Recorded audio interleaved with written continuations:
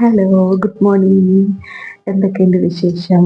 ഇവിടെ രാത്രി നല്ല മഴയായിരുന്നു കേട്ടോ. അപ്പം ഇപ്പം മഴ പെയ്യുന്നില്ല. രാത്രി നല്ല മഴയായപ്പോൾ ഇപ്പം നല്ല തണുപ്പും ഒക്കെ ആയിട്ട് കുറച്ച് സമയം കിടന്നങ്ങ് ഉറങ്ങി. ഇപ്പോൾ 7 മണിയൊക്കെ ആയിട്ടുണ്ട്. അപ്പോൾ ഞാൻ കരുതി ഇന്ന് റെഡി ചെയ്യുന്നില്ല പോലെ എടുക്കാമെന്ന്. അപ്പോൾ നമുക്ക് ആദ്യം ഒന്ന് ഫ്രഷ് ആയിട്ട് പുറത്തൊക്കെ ഒന്ന് നോക്കിയിട്ട് ഇന്നലെ നല്ല മഴയായിരുന്നല്ലോ. അപ്പോൾ ഒന്ന് ചുറ്റുമൊക്കെ ഒന്ന് നോക്കിയിട്ട് വന്നിട്ട് നമുക്ക് കിച്ചണിലോട്ട് കയറാം. അപ്പോൾ എൻ്റെ കാര്യങ്ങളൊക്കെ കഴിഞ്ഞിട്ടുണ്ട്. ഇനി നമുക്കൊന്ന് പുറത്ത് പോയി എങ്ങനെയാണ് എന്ന് നോക്കാം. ഇന്നലെ നല്ല കാറ്റും ഉണ്ടായിരുന്നു, നല്ല മഴയും ഉണ്ടായിരുന്നു. അപ്പം ഒന്ന് ചുറ്റുമൊക്കെ ഒന്ന് നോക്കിയിട്ട് നമുക്ക് കിച്ചണിലേക്ക് കയറാം. ഞാൻ പ്രതീക്ഷിച്ചതിലും നല്ല മഴ ഇന്നലെ പെയ്തിട്ടുണ്ടായിരുന്നു കേട്ടോ. അത് ഈ ഷീറ്റ് ഇട്ടേക്കുന്നതിൻ്റെ അകത്തേക്ക് വെള്ളം കയറുന്നത് കാണുമ്പോൾ നമുക്ക് മനസ്സിലാവും. കാരണം അതാ പുറത്തുള്ള വഴിയിൽ നിന്ന് വെള്ളം കുത്തിയൊലിച്ച് വരുമ്പോൾ അകത്ത് കയറിയിട്ടാണ് ഇത്രയും വെള്ളം വരുന്നത്. ഇത് ഇന്നലെ നമ്മൾ പുല്ലിനടിച്ചതായിരുന്നു കേട്ടോ മരുന്ന്. ഇപ്പോൾ ഒന്ന് കളർ മാറിയിട്ടുണ്ട്. എന്നാലും കുഴപ്പമൊന്നുമില്ല. ഇതങ്ങ് അഴുകിയോ ഇനി വെയിൽ വരുന്നെങ്കിൽ വീണ്ടും അത് പട്ട് പൊക്കോളും.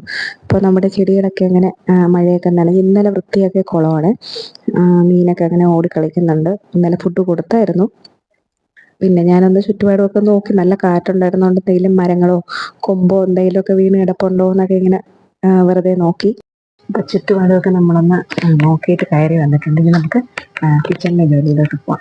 തലേ ദിവസം തന്നെ വൃത്തിയാക്കി വെച്ചിട്ട് നമ്മൾ കിടന്നു കഴിയുമ്പോൾ രാവിലെ വന്ന് ആ കിച്ചണിൽ കയറുമ്പോൾ ഭയങ്കര സന്തോഷമാണല്ലേ. ബ്രേക്ക്ഫാസ്റ്റിന് നമുക്ക് പുട്ടാക്കാമെന്നാണ് ഞാൻ വിചാരിക്കുന്നത്. പുട്ടും പയറും പപ്പടം, ഇല്ലെങ്കിൽ പഴം ഇരിപ്പുണ്ട്. പഴം ചീത്തായില്ലെങ്കിൽ നമുക്ക് പുട്ടും പഴവും ആക്കാം. പിന്നെ ഇനി നമുക്ക് ചായ ഇടണം. ചോറിനുള്ള കാര്യങ്ങൾ, ഉച്ചത്തേക്കുള്ള കാര്യങ്ങളൊക്കെ നമുക്ക് ചെയ്യാൻ പറ്റും. മോനാണ് കേട്ടോ ഈ വീട്ടിലെ ഏറ്റവും ആദ്യം എണീക്കാറുള്ള ആൾ. അവൻ എണീറ്റതിന് ശേഷമാണ് നമ്മളൊക്കെ എണീക്കാറ് കേട്ടോ. അപ്പോൾ ആദ്യം തന്നെ ഞാൻ ചായയും ചായക്കുള്ള പാലും അടുപ്പത്ത് വെച്ചു. വെള്ളവും തിളപ്പിച്ച് വെച്ചു കേട്ടോ അരിക്കുള്ളത്. ചായ ആയി കഴിഞ്ഞപ്പോഴേക്കും ഞാൻ അതെടുത്ത് 3 കപ്പിലാക്കി. മോന് ചായയല്ല കൊടുക്കാറ്. മോനെ പറ്റിക്കാൻ വേണ്ടിയിട്ട് നമ്മൾ പാലിൽ കുറച്ച് ബൂസ്റ്റ് ഒരല്പം കളറിന് വേണ്ടി ആഡ് ചെയ്തിട്ടാണ് കൊടുക്കാറ്. ചായപ്പൊടി കൊടുക്കുന്നത് അത്ര നല്ലതല്ലല്ലോ. പിന്നെ അവൻ ഈ കളറില്ലെങ്കിൽ കുടിക്കാറില്ല. അതുകൊണ്ട് കുറച്ച് ബൂസ്റ്റ് ആഡ് ചെയ്യും. ആ സമയമായപ്പോഴേക്കും നമ്മുടെ അരിയൊക്കെ തിളപ്പിച്ച് ഇറക്കി വെച്ചിട്ടുണ്ടായിരുന്നു. ഇതിനി നമുക്ക് ഉച്ചയാകുമ്പോൾ വടിച്ചെടുക്കാം. ഹസ്ബൻഡ് അപ്പോഴേക്കും എണീറ്റ് വന്ന് അങ്ങനെ ഉറക്കം തൂങ്ങിയിരിക്കുന്നുണ്ട്. പിന്നെ ഞാൻ ചായയൊക്കെ കൊണ്ടുവന്ന് കൊടുത്തു. നമ്മൾ കുടിക്കുന്ന അതേ കപ്പിൽ തന്നെ അവനും കൊടുക്കണം, എങ്കിലേ അവനും ചായ കുടിക്കാറുള്ളൂ കേട്ടോ. പിന്നെ നമ്മൾ 3 പേരും കൂടെ കുറച്ച് സമയം ഒന്ന് അവിടെ നിന്ന് കാര്യമൊക്കെ പറഞ്ഞ് ചായയൊക്കെ കുടിച്ച് അവൻ്റെ കളിയൊക്കെ കണ്ട് അങ്ങനെ അങ്ങ് ഇരുന്നു. പിന്നെ ഞാനങ്ങ് എഴുന്നേറ്റ് വീണ്ടും കിച്ചണിലോട്ട് വന്നു കേട്ടോ. ആ സമയമായപ്പോഴത്തേക്കും ചീര കൊണ്ട് തന്നിട്ടുണ്ടായിരുന്നു. അപ്പോൾ അതൊക്കെ കൊണ്ടുവന്ന് വെച്ച് ഇനി നമുക്ക് ആദ്യം ബ്രേക്ക്ഫാസ്റ്റിൻ്റെ കാര്യം നോക്കാം. എന്നിട്ട് ഉച്ചത്തേക്കുള്ള കാര്യങ്ങൾ ചെയ്യാമല്ലോ. അപ്പോൾ ഇന്ന് പുട്ടാണ് ഉണ്ടാക്കുന്നത്. ഇത് അമൃതം പൊടിയിലുള്ള പുട്ടാണ് കേട്ടോ. കുഞ്ഞു മക്കളുള്ളവർക്ക് അറിയായിരിക്കും. ഇവിടെ അവനങ്ങനെ ഇത് വെച്ച് അങ്ങനെ കുറുക്കെന്തെങ്കിലും ഉണ്ടാക്കി കൊടുത്താൽ കഴിക്കില്ല. പക്ഷെ പുട്ടുണ്ടാക്കി കൊടുത്താൽ നമ്മുടെ കൂടെ തന്നെ ആൾ നിന്നങ്ങ് കഴിച്ചോളും. എന്തായാലും പഴം ചീത്തയായിട്ടില്ല. അപ്പോൾ പിന്നെ ഞാൻ കരുതി പുട്ടും പഴവും ആക്കാം ഇന്ന്. അങ്ങനെ നമ്മൾ പുട്ടൊക്കെ റെഡിയാക്കി അടുപ്പത്ത് വെച്ചിട്ടുണ്ട്. പുട്ടിൻ്റെ ആവിയൊക്കെ വന്നു. ഇനി നമുക്ക് പുട്ട് എടുക്കാം. ഇത് എനിക്ക് നല്ല ഇഷ്ടമാണ്. ചിലർക്ക് ഇതങ്ങനെ ഇഷ്ടപ്പെടില്ല കേട്ടോ. മധുരം ആയതുകൊണ്ട് അങ്ങനെ പുട്ടെല്ലാം ആയതിനു ശേഷം പുട്ട് വെച്ചപ്പോൾ അതിൽ തന്നെ ഞാൻ 3 മുട്ട കൂടെ പുഴുങ്ങാൻ ഇട്ടിട്ടുണ്ടായിരുന്നു. മോന് വേണ്ടി എടുത്തിട്ടതാണ് ഒരെണ്ണം. പിന്നെ 2 കൂടുതൽ ഇട്ടെന്നുള്ളതേ ഉള്ളൂ. അഥവാ പുട്ട് കഴിച്ചില്ലെങ്കിൽ മുട്ട കൊടുത്താൽ ആളങ്ങ് കഴിച്ചോളും.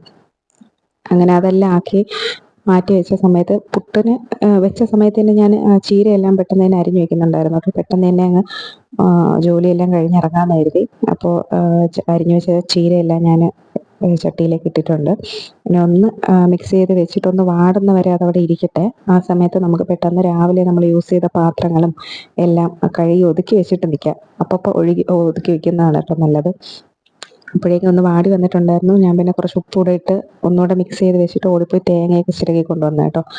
എന്നിട്ട് അതും നമ്മൾ ചീരയിലേക്ക് ആഡ് ചെയ്ത് കൊടുത്തിട്ടുണ്ട്. ഇനി ഒന്ന് ഇളക്കി ഒന്ന് മൂടി വെച്ചിട്ട് 2 മിനിറ്റ് ഒന്ന് ഞാനിങ്ങനെ മൂടി വയ്ക്കും. അപ്പോൾ ആ തേങ്ങയൊക്കെ ഒന്ന് വെന്ത് കിട്ടുമല്ലോ. എന്നിട്ട് പിന്നെ ഒന്നുകൂടെ തുറന്ന് അതിനെ ഒന്ന് ഇളക്കി എടുക്കുമ്പോഴേക്കും നമ്മുടെ ചീര ആയിട്ടുണ്ടായിരിക്കും. എനിക്ക് നല്ല ഇഷ്ടമാണ് കേട്ടോ ചീര. ഇവിടെ എല്ലാവർക്കും ഇഷ്ടമാണ്. ഈ വീട്ടിൽ കൂടുതലും വെക്കുന്ന ഒരു ഫുഡുമാണ് കേട്ടോ ചീര. അങ്ങനെ അത് ഞാൻ വെന്ത് കഴിഞ്ഞപ്പോൾ ഒരു പാത്രത്തിലേക്ക് മാറ്റി അതിനെ അവിടെ സെറ്റാക്കി വെച്ചിട്ടുണ്ട്. ഇനി നമുക്ക് വാള മീനായിരുന്നു ഉണ്ടായിരുന്നത്. അപ്പോൾ അത് പെട്ടെന്ന് തന്നെ ഐസൊക്കെ മാറ്റി അരിഞ്ഞെടുത്ത് കുറച്ച് മുളക് പൊടിയും ഒരല്പം മല്ലിപ്പൊടി, മഞ്ഞൾപ്പൊടി, ഉപ്പ് ഒക്കെ ചേർത്ത് ഒന്ന് കോട്ട് ചെയ്ത് അവിടെ മാറ്റി വെച്ചിട്ടുണ്ട്. ഞാൻ എന്തായാലും ഇന്ന് മുളകിട്ട് വയ്ക്കാമെന്നാണ് വിചാരിക്കുന്നത്.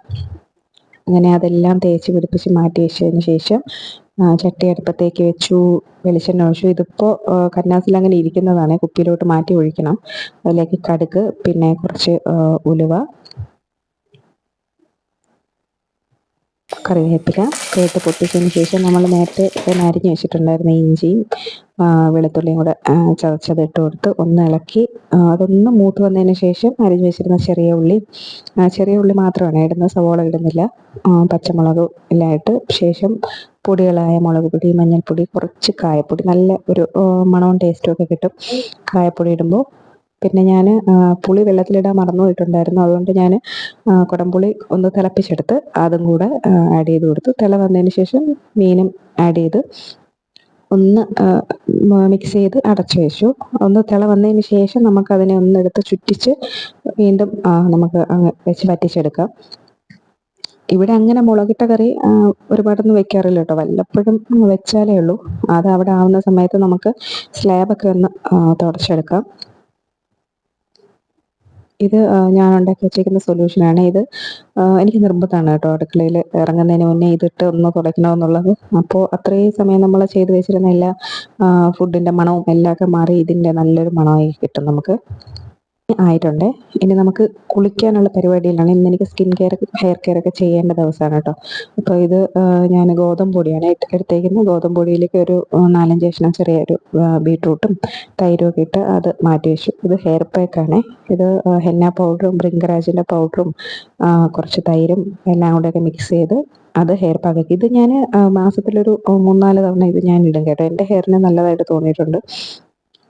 അങ്ങനെ നമ്മുടെ ഫേസ് പാക്കും ഹെയർ പാക്കും ഒക്കെ റെഡി ആയിട്ടുണ്ട്. ഇത് ഞാൻ വലിയ കാര്യത്തിൽ നിന്ന് സംസാരിക്കുന്നത് ഞാൻ മൈക്ക് ഓൺ ചെയ്യാണ്ട് നിന്നിട്ടാണ് ഈ ഘോരഘോരം പ്രസംഗിച്ചുകൊണ്ടിരിക്കുന്നത്.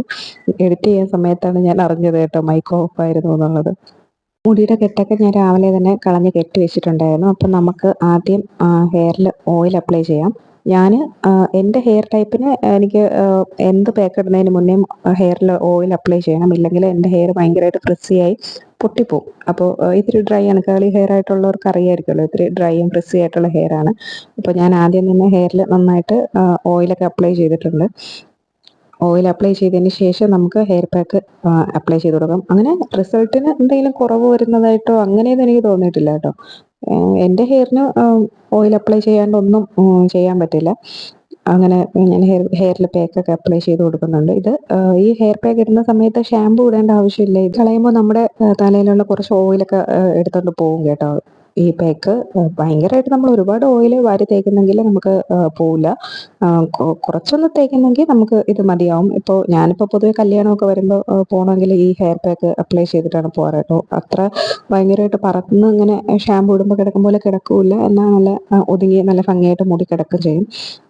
പിന്നെ നമ്മൾ എന്ത് ഹെയർ പാക്ക് അപ്ലൈ ചെയ്താലും നമ്മൾ ഉള്ളിൽ നന്നായിട്ട് ആഹാരവും വെള്ളവും ഒക്കെ കൊടുക്കണം. പിന്നെ ഞാൻ ഫേസ് പാക്കും കൂടെ ഒന്ന് അപ്ലൈ ചെയ്ത് കൊടുക്കുന്നുണ്ട്. ഇതിപ്പോൾ ഒറ്റ യൂസിൽ നിങ്ങൾക്ക് എന്താ ഭയങ്കരമായിട്ട് ഡാർക്ക് സ്പോട്ടും ടാനും ഒക്കെ പോയി മുഖം വെട്ടി തിളക്കും അങ്ങനെയൊന്നും ഞാൻ പറയുന്നില്ല. എനിക്ക് അങ്ങനെയൊന്നും തോന്നിയിട്ടില്ല കേട്ടോ. എന്ത് അപ്ലൈ ചെയ്താലും അപ്പോൾ കുറച്ച് സമയം ഒന്നൊരു ബ്രൈറ്റ്നസ് കാണും എന്നല്ലാതെ വീണ്ടും അത് പഴയതുപോലെ ആവാറാണ് പതിവ്. പിന്നെ നമ്മൾ റെഗുലറായിട്ട് യൂസ് ചെയ്യുന്നെങ്കിൽ അതിൻ്റെതായ മാറ്റം നമുക്ക് എപ്പോഴും ഉണ്ടാവുമേ. ഇതിപ്പോൾ ഡാർക്ക് സ്പോട്ടൊന്നും അങ്ങനെ പെട്ടെന്ന് പോവില്ലേ ഈ ഹെയർ പാക്ക്, സോറി ഈ ഫേസ് പാക്ക്. ഇത് നല്ല ടാനൊക്കെ പോകാൻ എളുപ്പമാണ്. ഇതിപ്പോൾ ആദ്യത്തെ യൂസ് ചെയ്ത് തന്നെ ഒരു 50% ഒക്കെ ടാൻ പോയിട്ടുണ്ടായിരുന്നു. പിന്നെ എന്താ കഴുത്തിലും കയ്യിലും ഒക്കെ നന്നായിട്ട് അപ്ലൈ ചെയ്ത് കൊടുത്തു. ഒന്ന് മസാജ് ചെയ്തതിന് ശേഷമാണ് ഞാൻ റെസ്റ്റ് ചെയ്യാൻ വെക്കാറ്. ഹെയർ പാക്കും ഫേസ് പാക്കും കൂടെ ഒരു 10 മിനിറ്റ് നമ്മുടെ ഹെൽത്ത് അനുസരിച്ച്. ഇപ്പോൾ ഹെയർ പാക്ക് ഇടുമ്പോൾ കുഴപ്പമില്ല എന്നുള്ളവർക്കാണെങ്കിൽ ഒരു 10-15 മിനിറ്റ് വെച്ചാലും കുഴപ്പമില്ല. ഞാനിപ്പോൾ 10 മിനിറ്റേ വെച്ചിട്ടുള്ളൂ. ഫേസ് പാക്കും ഹെയർ പാക്കും 10 മിനിറ്റ് വെച്ചതിന് ശേഷം ഞാൻ പോയി കുളിച്ചു കേട്ടോ. അങ്ങനെ നമ്മുടെ കുളിയൊക്കെ കഴിഞ്ഞിട്ടുണ്ട്. ഇപ്പോൾ ഒരു കണ്ടോ ഒരു ഇൻസ്റ്റൻ്റ് ആയിട്ടൊരു ബ്രൈറ്റ്നസ് ഉണ്ടാവും. പക്ഷെ അല്ലാണ്ട് എന്തെങ്കിലും ഒറ്റ യൂസിൽ എൻ്റെ ഫേസിലാണെങ്കിൽ എനിക്ക് ഡാർക്ക് സ്പോട്ടൊക്കെ ഉള്ളതാണ്, അതൊന്നും മാഞ്ഞു പോകുക അങ്ങനെയൊന്നും ചെയ്യില്ല കേട്ടോ. അതൊക്കെ ഒരുപാട് നമ്മൾ അതിൻ്റെതായ ട്രീറ്റ്മെൻ്റ് ഒക്കെ എടുത്താലേ ആ ഡാർക്ക് സ്പോട്ടൊക്കെ പോവുള്ളൂ. അപ്പോൾ ഞാൻ ഈ പറഞ്ഞുകൊണ്ടിരിക്കുന്നത് ഞാൻ ഫേസിൽ ഞാൻ എപ്പോഴും ഫേസ് പാക്ക് ഇടുന്ന സമയത്താണെങ്കിൽ ഞാൻ വെള്ളം തുടച്ച് കളയില്ല. ആ വെള്ളം അങ്ങനെ ഫേസിൽ നിർത്തി ഇരുന്നിട്ട് അതിൻ്റെ പുറത്തൂടെ ഞാൻ എൻ്റെ മോയ്സ്ചറൈസർ ഇടും. ഞാൻ മോയ്സ്ചറൈസറായിട്ട് യൂസ് ചെയ്യുന്നത് എന്തെങ്കിലും ജെല്ലായിരിക്കും കേട്ടോ, അലോവേര ജെല്ലോ കുക്കുംബർ ജെല്ലോ അങ്ങനെ എന്തെങ്കിലും ആയിരിക്കും യൂസ് ചെയ്യുന്നത്.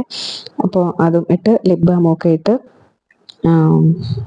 പൊട്ടൊക്കെ വെച്ച്. പിന്നെ നമ്മൾ ഹെയറിൽ ഞാൻ ഹെയർ പാക്ക് ഇടുന്ന സമയത്ത് സിറം യൂസ് ചെയ്യും കേട്ടോ. അങ്ങനെ ഭയങ്കരമായിട്ട് എൻ്റെ ഹെയർ അങ്ങനെ മാനേജ് ചെയ്യുന്നതായിട്ടൊന്നും തോന്നിയിട്ടില്ല. പക്ഷെ കെട്ട് വീഴുന്നതും ചെറുതായിട്ടൊന്ന് ഒതുങ്ങി നിൽക്കുന്നതായിട്ട് തോന്നിയിട്ടുണ്ട്. പിന്നെ ഹെയർ സിറം അറിയാമല്ലോ, നമ്മൾ ആ നനവോടൊക്കെ തന്നെ നമ്മൾ ഹെയറിൽ അപ്ലൈ ചെയ്ത് കൊടുക്കണം. അപ്പം അതൊക്കെ നന്നായിട്ട് അപ്ലൈ ചെയ്ത് കൊടുത്തിട്ടുണ്ട്. അപ്പോൾ പെട്ടെന്ന് നമ്മളൊന്ന് പുറത്ത് പോകാൻ വേണ്ടി പ്ലാൻ ചെയ്തിട്ടുണ്ടായിരുന്നു കേട്ടോ ആ സമയത്ത്. അങ്ങനെ പിന്നെ നമ്മൾ പെട്ടെന്ന് തന്നെ ഫുഡൊക്കെ കഴിച്ചിട്ട് പുറത്തോട്ട് പോകാനുള്ള പരിപാടിയിലാണ് നിൽക്കുന്നത്. പെട്ടെന്നങ്ങ് പ്ലാൻ ചെയ്ത് പോവാറാണ് കേട്ടോ പതിവ്. അല്ലാണ്ട് നമ്മൾ എന്താ പതിവായിട്ട് നേരത്തെ നമ്മൾ പ്ലാൻ ചെയ്തൊക്കെ വെച്ച് കഴിഞ്ഞാൽ ഒന്നും നടക്കാറില്ല. അങ്ങനെ പിന്നെ നമ്മൾ 3 പേരും കൂടെ പുറത്തോട്ടൊന്ന് ഇറങ്ങി. എനിക്കൊരു ആവശ്യമായിട്ട് പോകണമായിരുന്നു, പക്ഷെ ആവശ്യം നടന്നില്ല കേട്ടോ. എന്നാൽ പിന്നെ നമ്മൾ എന്തായാലും ഇറങ്ങിയില്ലേ എന്ന് കരുതി നമ്മൾ നേരെ ഈസ്റ്റ് ഫോർട്ടാണ് പോയത്.